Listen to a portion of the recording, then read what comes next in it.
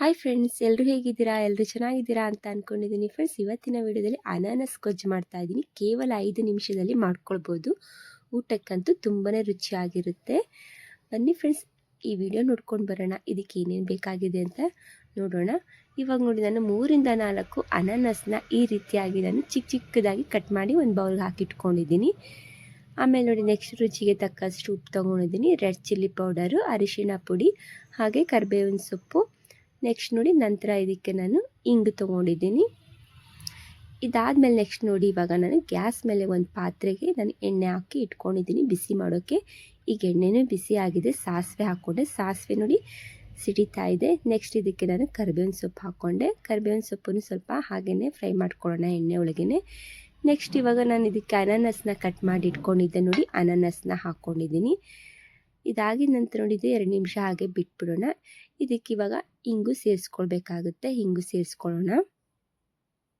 ಹಿಂಗೆ ಹಾಕೋದ್ರಿಂದ ತುಂಬಾ ಒಳ್ಳೆಯದು. ಇದು ಬೇಗನೆ ಜೀರ್ಣಶಕ್ತಿನೂ ಆಗುತ್ತೆ.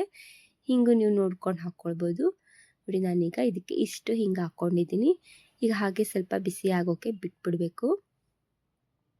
ನಾವು ಬೇಕಾದಾಗ ಊಟ ಮಾಡಬೇಕು ಅಂತ ಅಂದಾಗ ಈ ರೀತಿಯಾಗಿ ನೀವು ಒಂದೊಂದ್ಸಲಿ ಉಪ್ಪಿನಕಾಯಿ ಇರೋದಿಲ್ಲ ನೋಡಿ, ಈ ರೀತಿಯಾಗಿ ನೀವು ಅನಾನಸ್ಸಿಂದ, ಈಗಂತೂ ಅನಾನಸ್ ಅಂತೂ ತುಂಬಾ ಮಾರ್ಕೆಟಲ್ಲಿ ಬಂದಿದೆ, ಈ ರೀತಿಯಾಗಿ ನೀವು ಅನಾನಸ್ಸಿಂದ ಗೊಜ್ಜು ಮಾಡ್ಕೊಳ್ಳಿ, ತುಂಬ ರುಚಿಯಾಗಿ ಬರುತ್ತೆ.